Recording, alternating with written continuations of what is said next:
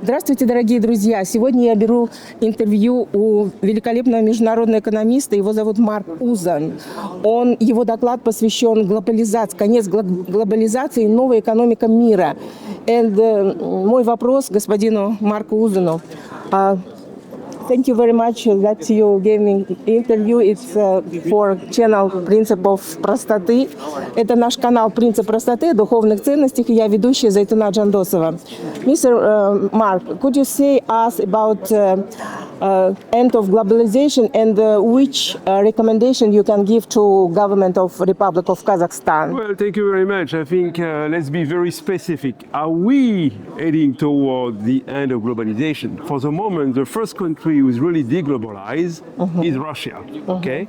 Unfortunately, because we are facing many challenges, and of course with the tension between US and China, I will argue that it's not the end of globalization, it's all about de-risking, how to reduce dependencies, particularly between Europe and China, between US and China. So the world is upside down, but on the other hand, you can have maybe winners of this new trend that are going to be part of the global economy. Number one, indeed, more, I will say less globalization. On the other hand, more intensification of trade amongst a group of countries. So I will encourage Kazakhstan and your neighbors country to enhance integration so Central Asia can become stronger, more resilient, and number one priority, inclusive and sustainable growth. Thank you very much, You're welcome. Mr. Mark. Thank you, thank you. Okay. See you. Посла Республики Италия в Казахстане. И сеньор Альберти любезно согласился ответить на наши вопросы. И мой первый вопрос. Каковы сферы сотрудничества в сфере торгово-экономической между Казахстаном и Италией? In English, I'm very proud of our economic relations. I mean, Italy is one of the top trade partners of Kazakhstan. We are number one in Europe in terms of import of Kazakh goods, particularly energy, but not only energy. 28%, just to give an example, 28% of oil exported from Kazakhstan goes to Italy. But also the other way around. I mean, our export to Kazakhstan has tripled since 2020, so we are extremely happy. And what we want to do is diversifying the sectors of the trade to increase it a lot. Okay. In 1993, I was the chief of the legal department of the Ministry of Foreign Economic Relations, and I was the person which made the negotiation between European Community and the Republic of Kazakhstan. And in Brussels, in May 1993, I have a negotiation with You did a great job. Yes, with the European Community, and from those time, a lot of time ago, and now, how do you think which progressive, which kind of activity in the future we can make between Kazakhstan and Italy? I think that we should, first of all, choose strategically some sectors, not all the sectors, because, strategy is making choice. If you don't choose something, if you don't choose some priority, it's impossible to be effective. And regarding Italy, I think we have 3-4 sectors where we can express a lot of potential. One is energy, including renewable energy. The second is agribusiness, where Italy has a lot of technology and Kazakhstan has, a lot of potential. And the third one is the great system of creative industry, where we can, create some new projects which are concrete, effective, and in the value creation idea. Okay, and what is your wishes to Kazakhstan entrepreneur which are working with Italian business? Which kind of wishes you can say? I wish, Italian and Kazakh, entrepreneurs to cooperate intensively in the meaning that I think that the point, of cooperation needs to be that everyone can learn from one another. And that's key. We are learning a lot from Kazakhstan, the process that Kazakhstan is doing in terms of reforms. We are also offering something which is top-notch technology in some sectors, and how entrepreneurs in Italy are able to create small and medium enterprises. The courage they have to create new companies. Okay, great. What kind of sphere you are interested in Kazakhstan for export to Italy? Oh, I said, energy is a key sector for us, and another, yes, of course, and another connected to the energy sector is the critical materials. A couple of weeks ago, the Minister of Foreign Affairs visited Italy and he signed with the Minister of Foreign Affairs of Kazakhstan a declaration on growth, which is based on critical materials and rare earth. It's a new future for us. We can offer something. Kazakhstan has a lot of resources. I think we are complementary and we can grow. Another sector is agriculture, tech agriculture, of course. And also, creative industry, as I said, there is a lot of potential to, create effective cooperation between the two countries. In Kazakhstan, there are many writers which wants to translate their books to Italian language. How your embassy can help them? Because, for example, Dusinbek Nakipov, he wrote the roman where he writing about Arnella Muti. It's a very famous Italian actor. Yes. And do you have some possibility to translate? Yes, normally, it's the other way around. The Kazakh embassy translates something into local languages, but what we are doing now, we are inaugurating a new Italian Cultural Institute in Almaty, and one of the tasks of the institute will be to widespread the Italian language and how people can learn Italian culture through or Kazakh culture through Italian language. So I'm very hopeful that we will have a push on this side also. Okay, thank you very much. Nice to meet you. Мой герой Герт Леонгард, всемирно известный футуролог в сфере технологий. И мой первый вопрос: как мы можем подготовиться к минусам искусственного интеллекта?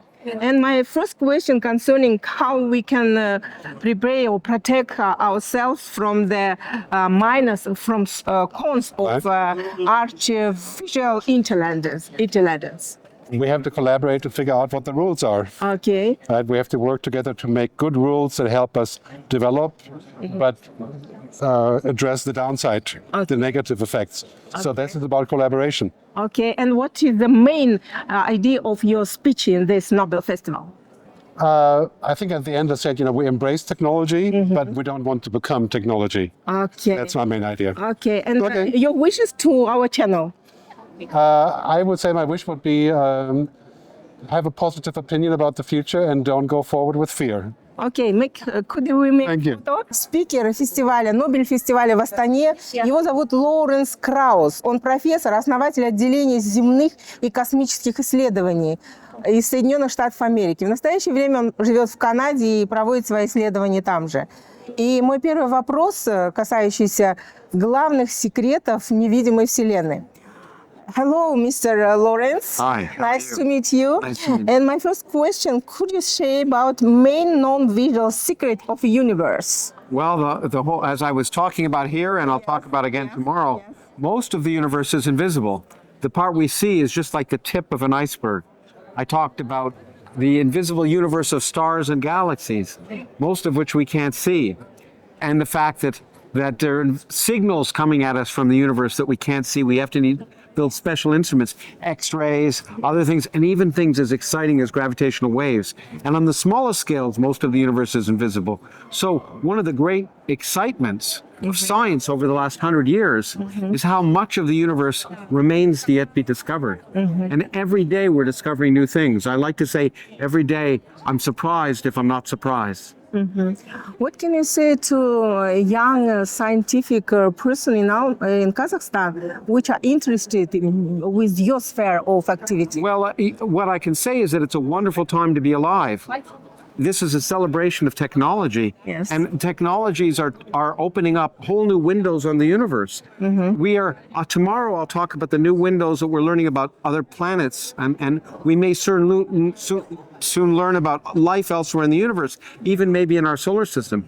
It's a great time to think of being a scientist and to think of exploring and answering questions. So the main thing I say to young people is ask questions, and that is an open invitation to discover. And there's nothing more exciting than discovering things. Okay, and your wishes to the Kazakh people? Well, my wishes to the Kazakh people is that you thrive and that your country grows and gets involved in science, and all the young people I see here become part of the global community of scientists and help us together discover brave new worlds by boldly going where no one has gone before. Thank you very much. И на Нобель-фестивале мы берем у одного из главных спикеров данного форума Мартина Визовски, который является футурологом, он является музыкантом, он является альпинистом, он возглавляет CAP-корпорацию, которая занимается вопросами будущего. And could you...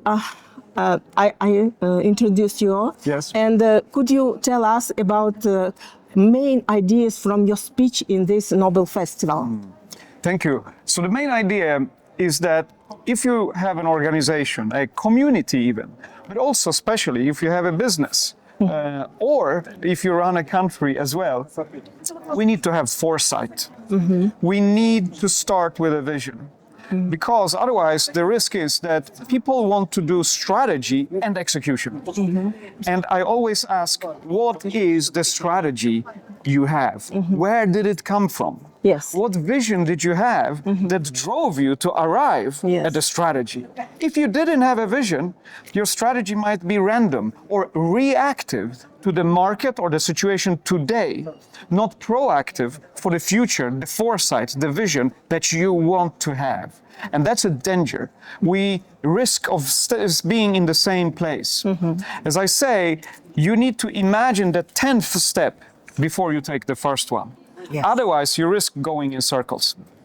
Yes, and my second question concerning you said that don't afraid. Yes. Don't be afraid in business. Yes. And how we can say to our interpreter or a scientific person with your idea, your motivation, what can you say that risk really necessary in business? Yes.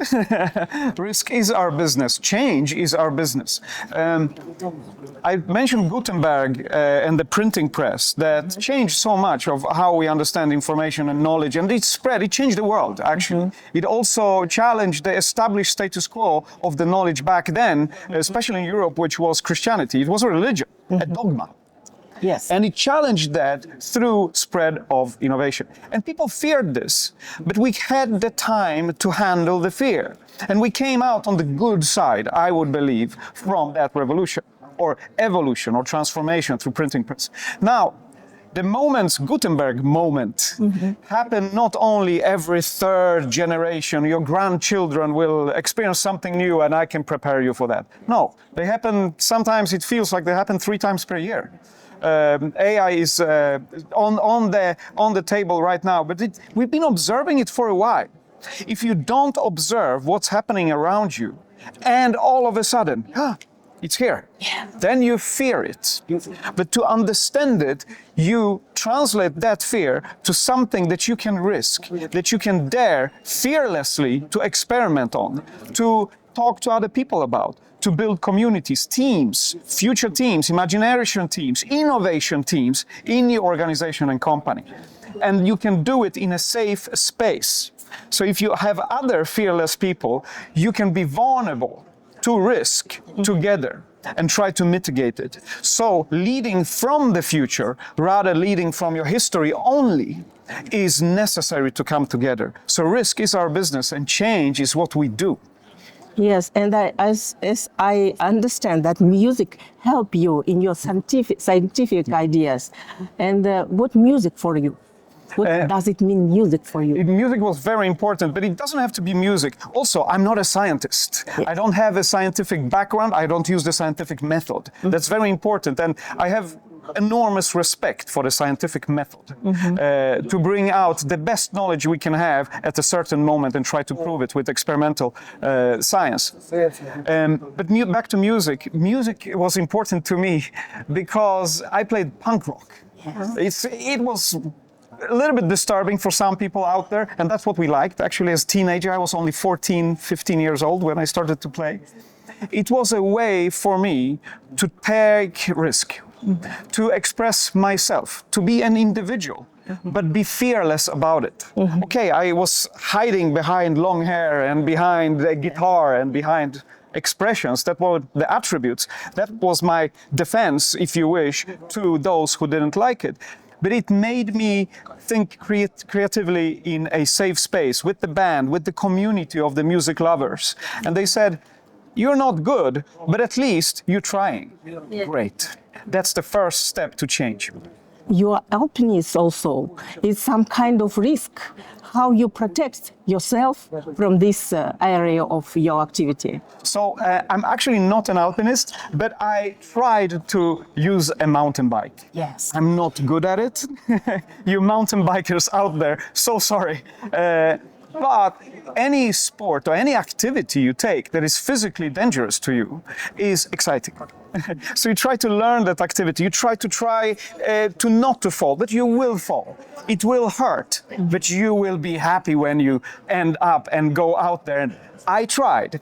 I have a bruise, but I learned something, and I think it's a good comparison. You cannot predict everything in a mountain bike race. Every piece of sand or stone, every competitor, every wind that comes your way, you can walk the track many, many times to understand, to prepare for the future. But you cannot be automatically absolutely ready for it. No, you cannot predict it. You can only prepare. And I think sports and creativity and this daring, fearless mindset drives you forward. And your life is example for young people who make some kind of activity in music and for businessmen.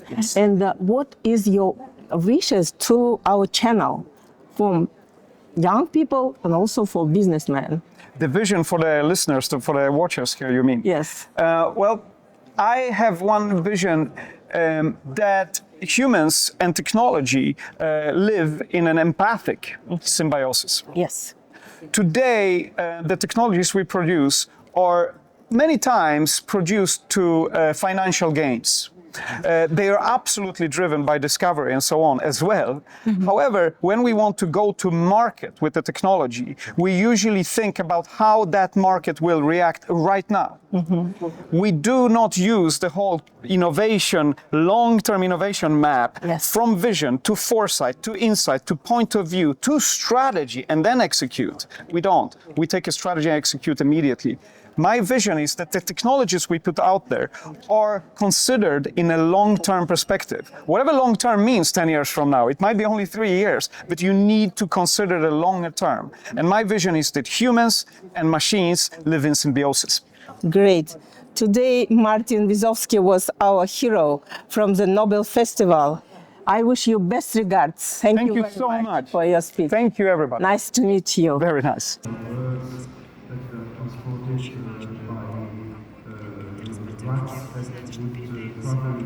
Я беседую с Паскалем Майером. Это французский ученый, получивший премию за прорыв в области науки о жизни, за исследование о секвентировании ДНК. Это исследование выявляет то, что есть опасные гены, которые переходят к людям от их родителей. И сейчас я хочу задать вопрос по поводу, можно ли нейтрализовать эти опасные гены. Mr. Pascal, according your bonus concerning the DNK genome of human, you make the scientific idea that there are some negative genome to transfer from parents. And is it possible to kill this negative DNK from parents? Is it possible to kill this negative, maybe dangerous genes, which transferring to children from the parents? Everything is possible in theory, so you can never exclude such negative effects. It's like very not very original thinking about nuclear energy, where you can make bombs or you can make energy with it and clean energy. And so technically, everything can everything thinkable can eventually be done. So the very question is, what does society and law put as guards in order to prevent such bad things to happen? That's what I would say. Okay, and what can you say to Kazakhstan government concerning your scientific ideas, and which your conclusion we can introduce in Kazakhstan?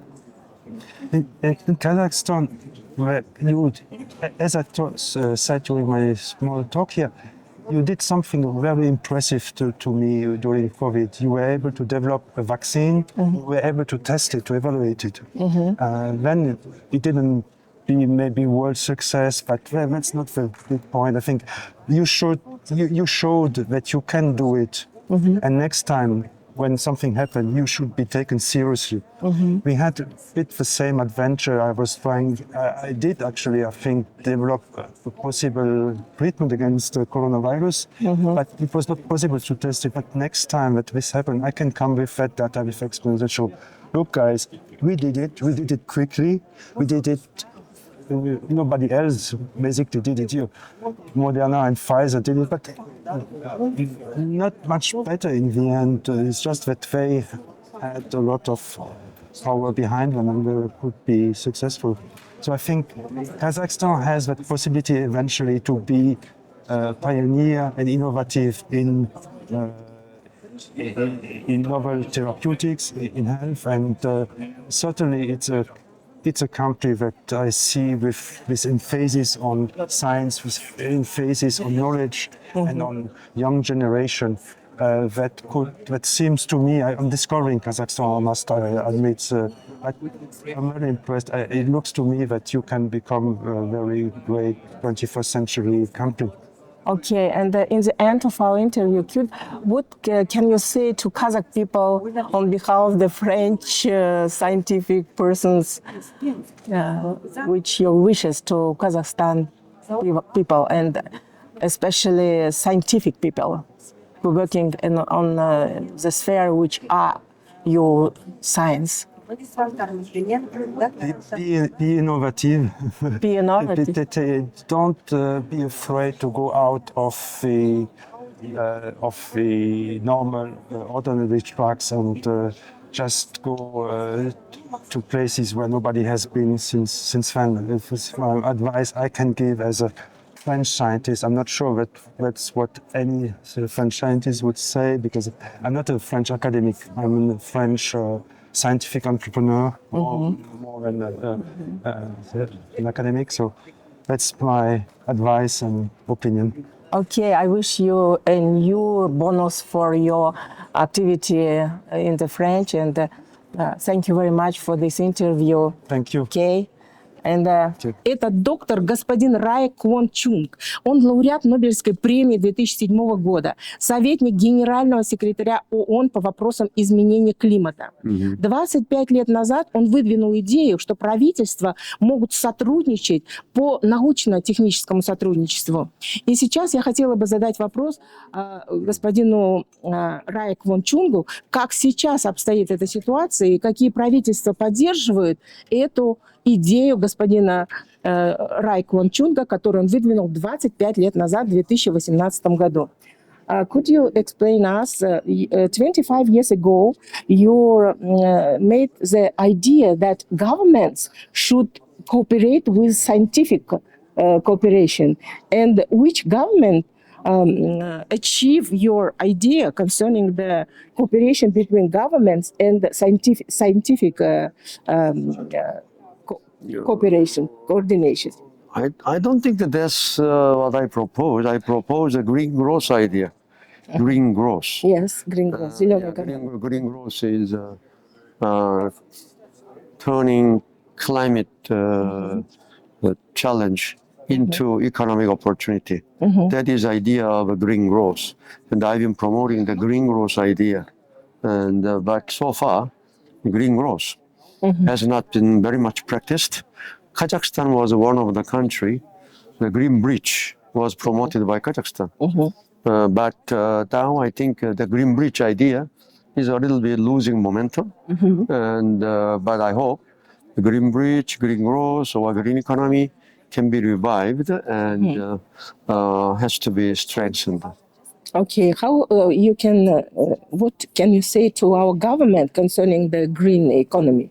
Which steps, first of all, we should make? I'm proposing to introduce green tariff, green price for energy and water, because there's only one price now. You should have a two price, one for solar energy, the other one for coal electricity. They have should have a different price, and give an option for the people to choose. Some people concerned about climate change, promoting green economy, they should pay higher price and use solar energy. That's the option that I think the government can do right away.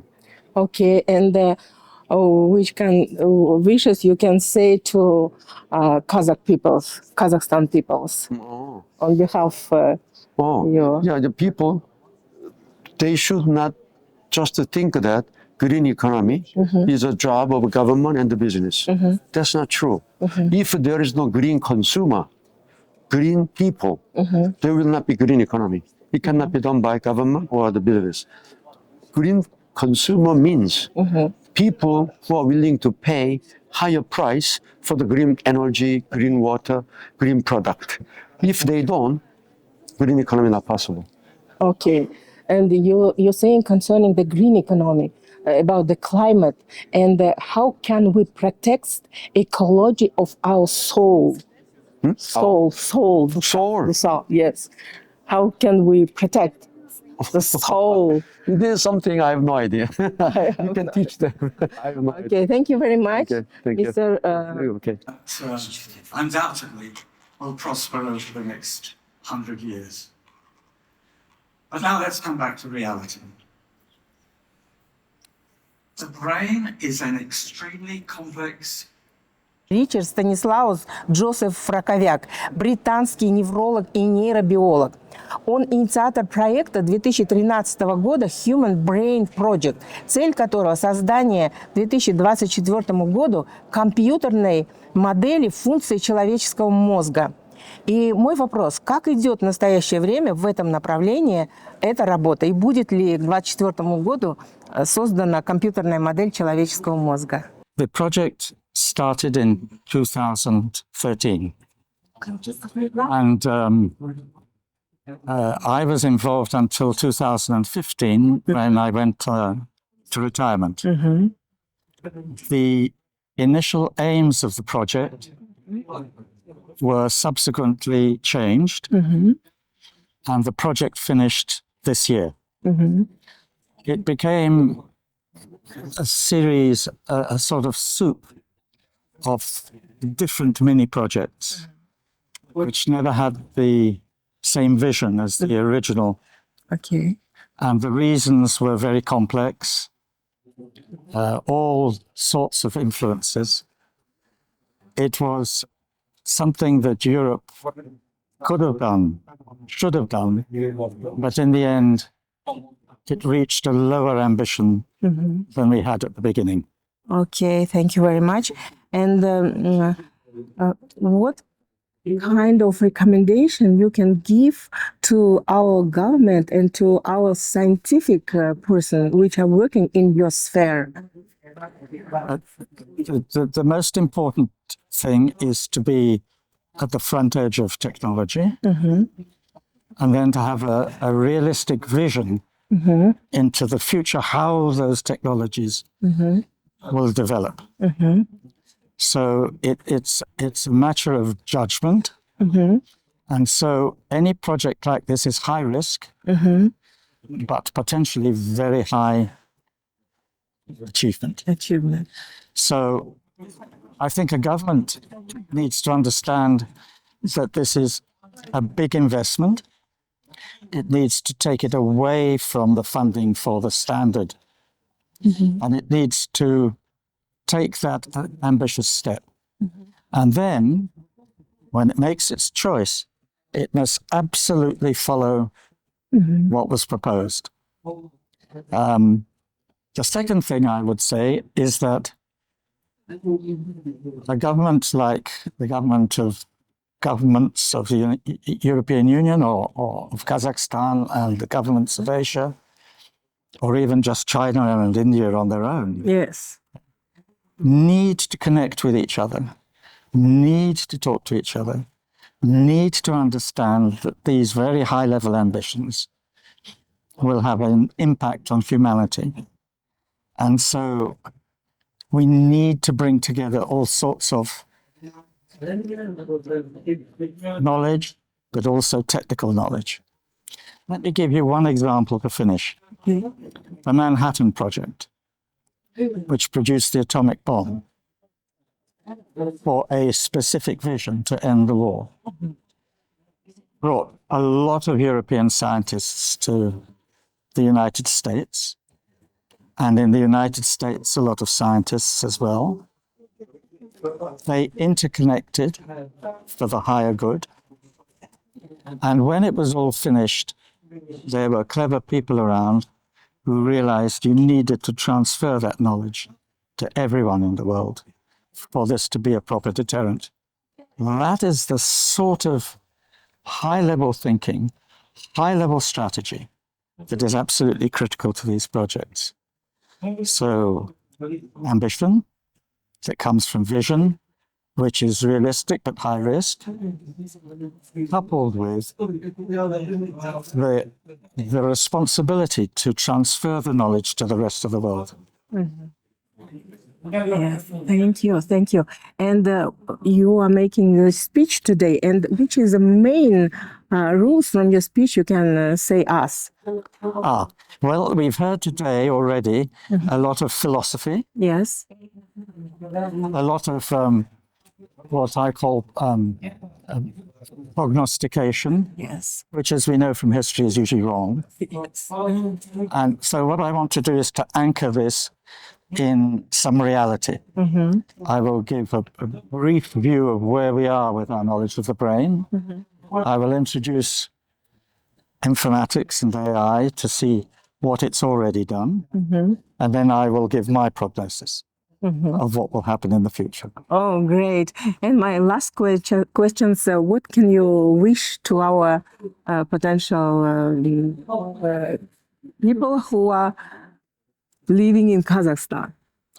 Well, the first thing I want to say is the young people I have met are ambitious and brilliant. Yes. The second thing I need to say is you only have 18 million people. So the third thing I want to say is spread them around the world to find out what is happening at the front end and bring them back with good salaries and good conditions for work so that they can contribute to the global work. Human. Okay. Thank you very much.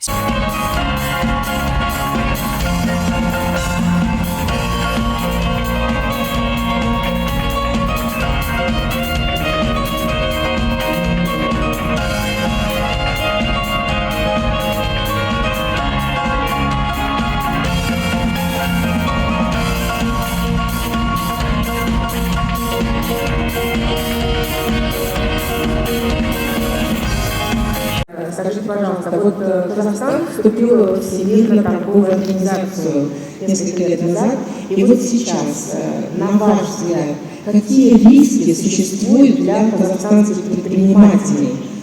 Вот, может быть, вы поделитесь секретами, что необходимо предпринять для того, чтобы в будущем не потерпеть неудачу.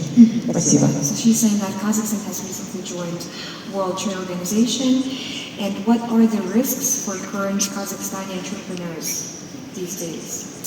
Well, I mean, I think the risks are always for an entrepreneur. The nature of being an entrepreneur is risky. The likelihood is that entrepreneurial ventures don't work. The opportunity, however, is vast. And I think in Kazakhstan in particular, you have a mix of opportunities, a demographic boom, endless natural resources, a peaceful, stable country in a very difficult neighborhood, right, that enables opportunities to be handed to entrepreneurs in Kazakhstan. Сегодня своей речью вы значительно подняли статус педагога в Казахстане. Я просто восхищаюсь вами, потому что столько сфер активности у вас есть. Это просто героиня. Я считаю, что вы герой. You are hero. It's incredible which kind of activity you are making for. Yes. Thank you so much. Я, наверное, тоже вашего возраста примерно, и поэтому я тоже продолжаю работать. У меня есть мой подкаст, который называется «Принцип простоты о духовных ценностях». И там я рассказываю и молодым людям, и взрослым людям о том, какие духовные ценности нужно внедрить. That's my friend. Поближе стань, потому что звука не будет. Да, снимай ее уже. Снимай. Здравствуйте, дорогие друзья! Сегодня на NOBEL FEST я, Зайтуна Джандосова, веду очередной подкаст в цикле «Принцип простоты и духовных ценностей». И моя героиня Футира Гаффала. Она финалист топ-50 Global Teacher Prize 2017 года. Она мастер-преподаватель Скайпа, стипендиат MIE, руководитель общественных проектов. И вообще она невероятная женщина. Она уже долгое время находится на пенсии, но тем не менее она занимается натурологией, она выращивает цветы. Она в своем доме создала образовательный центр для всех, кто хотел бы обучиться, для детей, для подростков, для студентов. То есть это, я не знаю, это может быть человек года, человек времени, вне времени. И поэтому сегодня мой первый вопрос госпоже Футира Гаффала. My first question to you for our channel: how you can find so many energy for your many projects? That question is just one of the toughest ones. I can only say it's through God that I'm able to do what I'm doing. On my own, I don't have an answer. Just through God who keeps me going. That's all I can say. Okay. And also, today you said in your speech about Nelson Mandela. Yeah. In Kazakhstan, all of people very exciting by this person. Yeah. He is example for us because during a long time he was in prison, but he is leader. He is the main person over the globe. And could you say us maybe some information else about Nelson Mandela? Yes, we all know that the late Nelson Mandela, our former democratic president, spent more time in jail. But coming back out of jail, within such a short space of time, she changed the whole world 360 degrees. And those are some of the leaders that inspire us a lot as people, as women leaders. I mean, Nelson Mandela inspires everyone, from an infant to an elderly person. That's the man to look up, even if he's no longer here with us, but we're still looking upon his values and his ethical and moral standards as far as serving the nation is concerned. Okay. I think that you are also romantic person. Maybe you have some writer which you prefer to read or poetry. Maybe you will explain us about your writers or musician or compositor. Maybe Bach. I don't have a specific Ave Maria. author. My favorite music is gospel songs. Great. Gospel songs, both, because they gradually put me next to God and they makes my heart melt with love and happiness. Yes. Thank you. Yes. And also, just my questions are not questions. I just ask you your wishes to the people who saw our channel and your wishes to young person. My message to young people who are going to see this channel: whatever institution you find yourself, whatever industry you find yourself, make sure that you do your best. Be a servant. Don't go there for other people to serve you. Real leaders are serving. They are not be served. That's all I can say. И сегодня наша героиня была Фути Рогафала, финалист топ-50 Global Teacher Prize 2017 года, мастер-преподаватель Skype, стипендиат МАИ, руководитель общественных проектов, наша героиня нашего подкаста «Принцип простоты о духовных ценностях». Самое главное, Фути сказала, что необходимо ценить духовные ценности, необходимо смотреть наш подкаст, и поэтому thank you very much. Nice to meet you. Best regards. Thank you, mommy. I love you. I love you.